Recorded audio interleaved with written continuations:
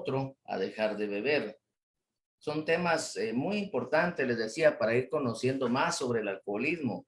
Y la mayoría de nuestros temas, por ejemplo, son basados en experiencias de personas que se encuentran en nuestros grupos de WhatsApp, tanto de hombres, mujeres y jóvenes. Cada uno ahí comparte con su respectivo coordinador sus experiencias, sus necesidades, y entonces a través de todo eso que vemos, la información que necesitan recibir es que nos basamos para hablar de ciertos temas, para transmitirlos e ir fortaleciendo a estas personas, como también los que están en la página de Facebook y nos siguen.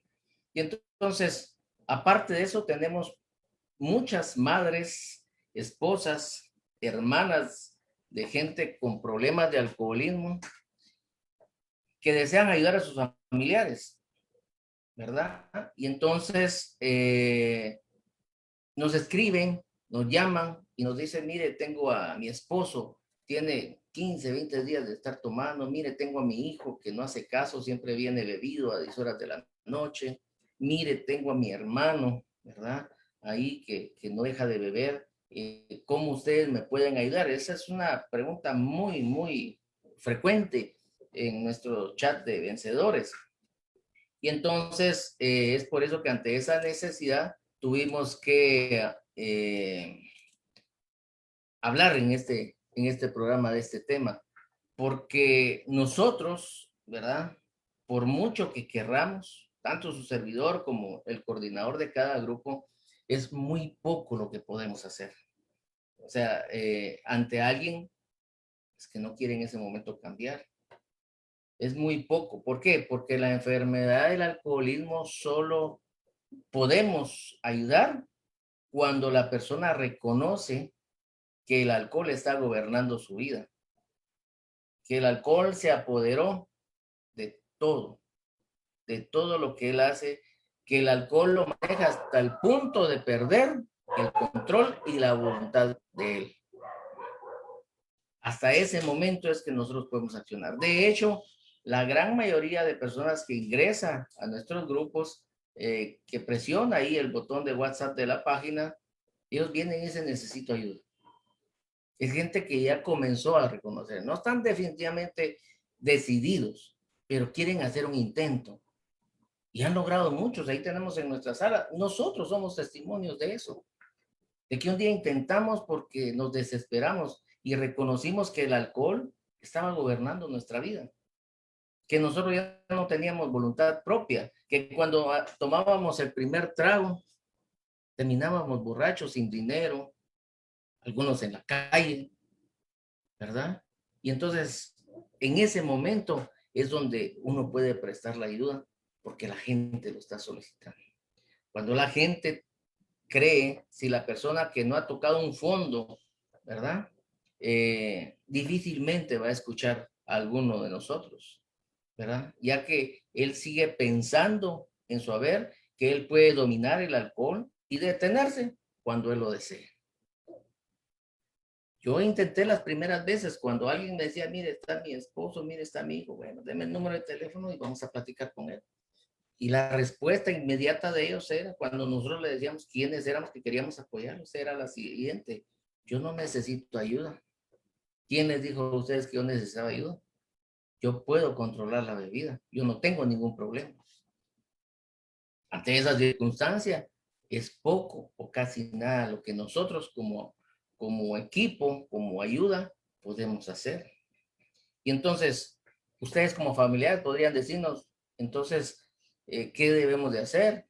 Creo que no es necesario tocar fondo para recapacitar, pero hoy quiero compartirles parte de una historia muy conocida para la gran mayoría. Está en la Biblia y habla del hijo pródigo. Por eso les digo que es una cita muy conocida, pero que nos deja una gran enseñanza con respecto a lo que estamos hablando. ¿Es necesario tocar un fondo para solicitar ayuda, para reconocer que no podemos con el alcohol, que el alcohol nos está dominando, que el alcohol, aunque yo le diga a mi familia, no necesito y puedo controlar, en mis adentros sé que ya no puedo?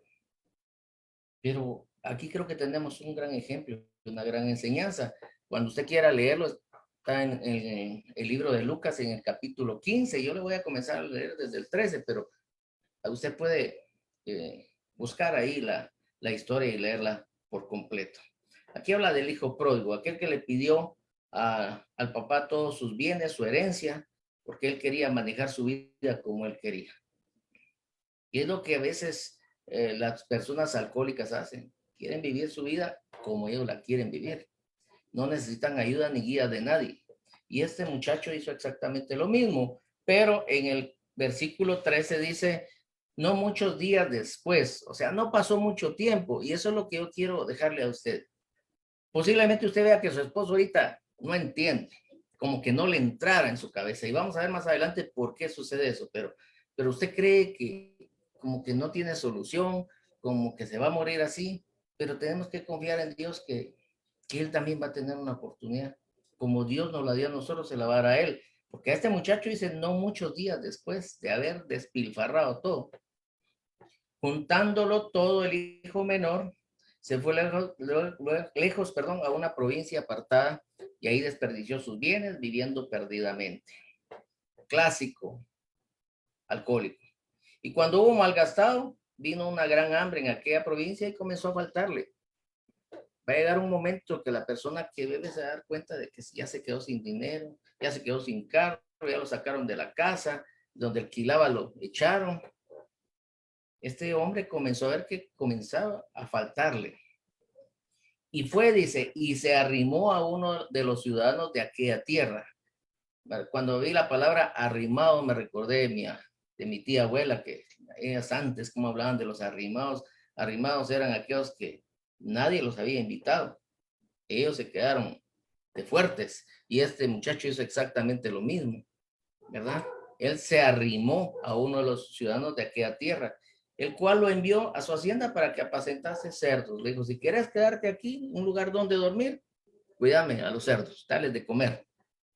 A eso lo mandó. Después de que era un muchacho que tuvo mucha plata.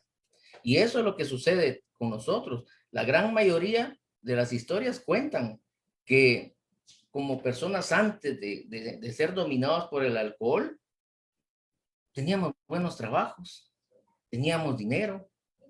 Yo recibí una herencia de mi esposa y la gasté toda. Que ni me escuche porque si no me la va a cobrar. Pero sí me gasté muchas cosas, y dinero propio, muchas cosas materiales. Pero sí, tuve, igual este hombre tuvo. Y entonces dice, lo mandó a apacentar cerdos y deseaba llenar su vientre de algarrobas, la comida de los cerdos. Tenía tanta necesidad, tanta hambre, que cuando vio la comida de los cerdos, las deseó, pero aún así nadie le daba. Y es cuando el alcohólico sale, va a buscar a sus amigos, que un día le dijeron, no tengas pena, hombre, échate el trago. No le hagas caso a tu esposa, no le hagas caso a tu mamá. Mira que ellos no te quieren dejar en libertad. Pero esos amigos, el día que tú tienes una gran necesidad, porque te quedaste sin comer, porque no tienes para darle a tus hijos y vas a tocar las puertas, esos amigos ya no te la abren. Y él vino, dice, y nadie le daba. Tenía hambre y nadie le daba. Aquellos que él invitó, con los cuales se gastó toda su fortuna, si te vine y te conozco. Y eso nos sucede a todos, nos ha sucedido. Pero aquí viene lo poderoso. Aquí viene lo que quiero ir. Y volviendo en sí. O sea, quiere decir que él estaba como dormido, pero en medio de ese fondo que estaba tocando, de estar entre los cerdos, ya se imagina usted, entre los cerdos huele mal. Es un lugar que nadie quiere estar. Y ahí estaba él. Y dice, y volviendo en sí, dijo, ¿cuántos jornaleros en la casa de mi padre tienen abundancia de pan y yo aquí perezco de hambre? Se recordó y dijo, sí, pues de donde yo salí de mi casa, hay tanta gente que tiene comida y uno aquí. Cuando uno vuelve del fondo lamentable del alcoholismo y la drogadicción, entonces reconoce uno y dice, ¿cuánto mi madre me decía que me quedara en la casa? ¿Cuánto mi esposa me ayudó, me apoyó siempre, me dio cuando no tenía? Y nunca le hice caso.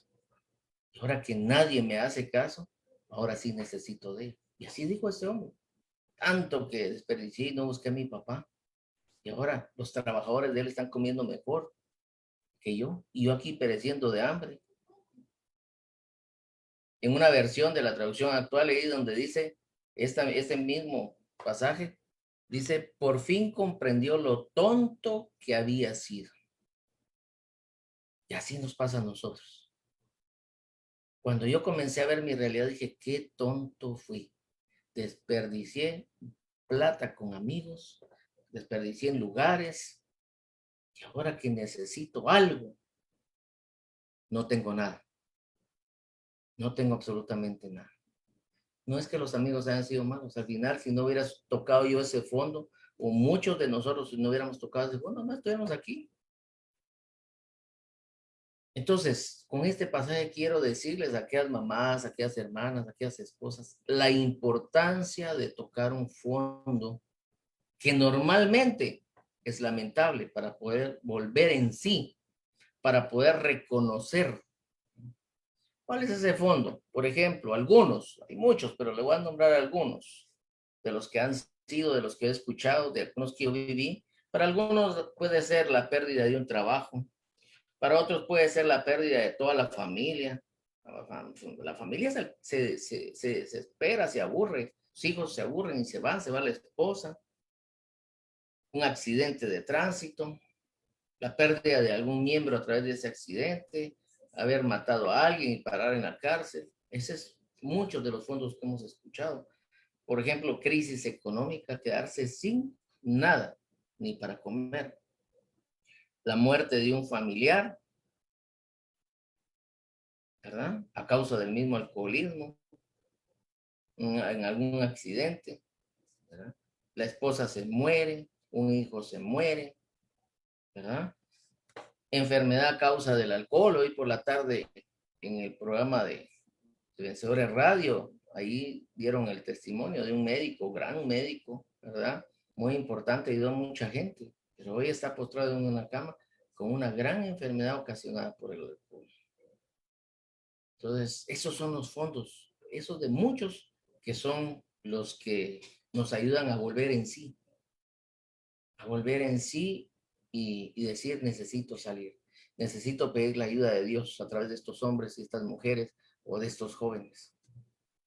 Pero mientras eso sucede, ¿cómo puedo hacer para ayudar a mi familiar? ¿Cómo puedo hacer mientras ese momento llega de que él vuelva en sí? Porque se ha perdido toda esperanza. Y aquí te quiero decir, si te das cuenta, el padre de ese hijo, del hijo pródigo, en ningún momento salió a buscarlo. No dice la Biblia que salió a buscarlo. Lo dejó ir. No lo buscó. Sabía que le iba a ir mal, pero también sabía que iba a volver. Tenía que regresar. Tenía que tocar un fondo e iba a volver con él. Pero ¿qué hizo mientras tanto? Oraba por su hijo. Oraba por su hijo para que ese momento de volver en sí, de reconocer que había cometido un error o que lo estaba cometiendo, fuera pronto. Y este es el consejo que le doy a esas esposas, a esas madres, a esas hermanas, a esas hijas.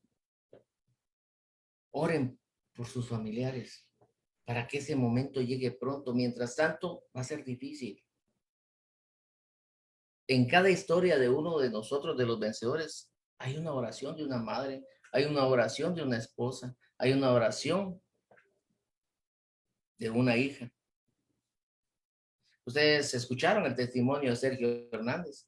Su hija junto a un grupo de jóvenes llegaban a los bares a orar para que se cerraran. ¿Y qué fue lo que sucedió? Se cerraron. Pero ella, posiblemente sola, tal vez se hubiera desanimado pronto. Pero dice que se juntó con otros amigos, otros jóvenes, y juntos creyeron por algo. Dice, donde dos o tres se reúnen en mi nombre, ahí estoy yo. Entonces, juntos oraron por algo. La mamá se puede unir junto con sus hijos y orar, junto con algún familiar y orar. ¿Por qué esta persona no entiende? ¿Por qué esta persona Le hablan y no quiere. Él no quiere comprender, como que algo estuviera bloqueado. Yo se lo digo porque lo pasé, mucha gente me habló y yo no quería nada, los mandaba a volar. Y si usted lee el libro de Efesios en el capítulo 4 y versículo 17, hay parte de la respuesta.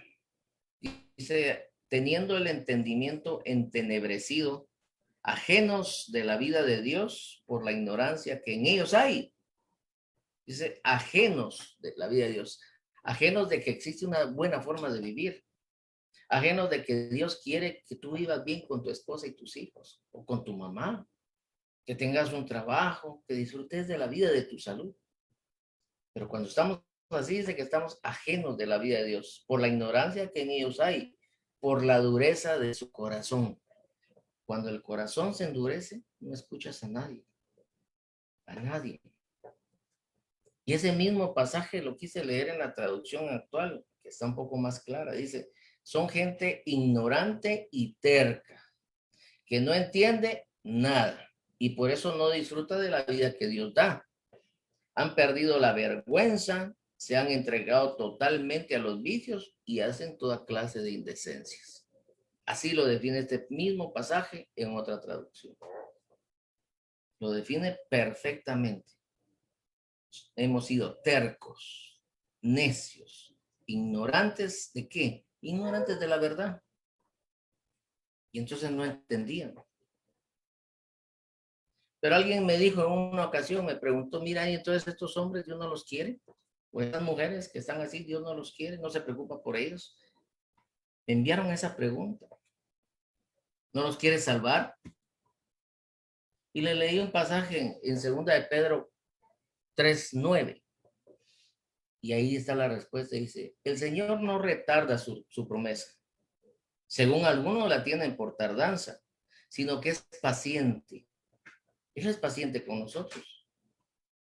Por eso nosotros tenemos que tratar de tener paciencia con nuestros familiares, sino que es paciente para con nosotros, no queriendo que ninguno perezca, sino que todos procedan al arrepentimiento. Él no quiere que tu familiar perezca, no quiere que se muera así como está, pero dice que es paciente, es paciente.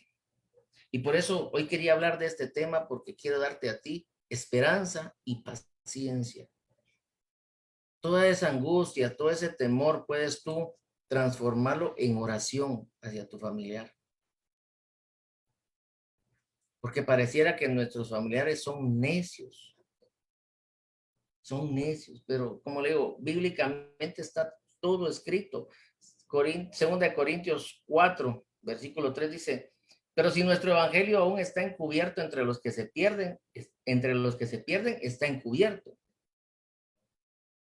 en los cuales el Dios de este siglo cegó el entendimiento de los incrédulos. ¿Quién es el Dios de este siglo de la tierra? Es el diablo. Él cegó el entendimiento de los incrédulos. Cada vez que nosotros bebemos, cada vez que nosotros nos drogamos, cada vez estamos cegando más nuestro entendimiento. ¿Para qué? Para que no les resplandezca la luz del evangelio de la gloria de Cristo, el cual es la imagen de Dios. Está la mente entenebrecida. ¿Qué tengo que hacer? Orar por ellos para que la luz del entendimiento resplandezca en sus vidas y puedan ver lo que ahora nosotros también podemos ver. A veces me dicen a mí, no, es que este hombre no cambia, no quiere cambiar, no va a cambiar. Claro que sí va a cambiar. Claro que sí va a cambiar. Yo sé que va a cambiar, porque la promesa se va a cumplir, aunque pensemos, muchos la damos por tardanza, pero Él va a cumplir. Él es paciente con todos y no quiere que ninguno se pierda. Y entre ese ninguno está tu esposo, entre ese ninguno está tu hijo, entre ese ninguno está tu hermano. Tienes que tener paciencia, mamá. Tienes que tener paciencia, esposa. Tienes que tener paciencia, hermano. Ora por él, ora por ella. Y seguro que en un momento dado la luz del entendimiento va a llegar y va a volver en sí y va a decir por un momento, ¿qué estoy haciendo? Nosotros ahora con el equipo de vencedores a veces nos reunimos y nos gozamos y hablamos de la vida, qué ha pasado, que ya gracias a Dios ya pasó, y decimos, ¿cómo fue que estuvimos ahí? No entiendo. ¿Por qué? Porque no era obra nuestra, era obra del diablo sobre nosotros. Y ahora que tú que estás viendo esta transmisión conoces por qué estás así, porque a veces te hablan y no entienden, es porque alguien tiene cegado tu entendimiento. Pero hoy al final de este programa vamos a orar por ti, para que también la luz de Dios llegue a tu vida y puedas volver en sí. Y puedas escribir ahí al botón de WhatsApp y decir, como todos, muchos han dicho, necesito ayuda. Y nosotros estaremos aquí dispuestos a brindarte toda esa ayuda que tú necesites, ¿verdad? Así es de que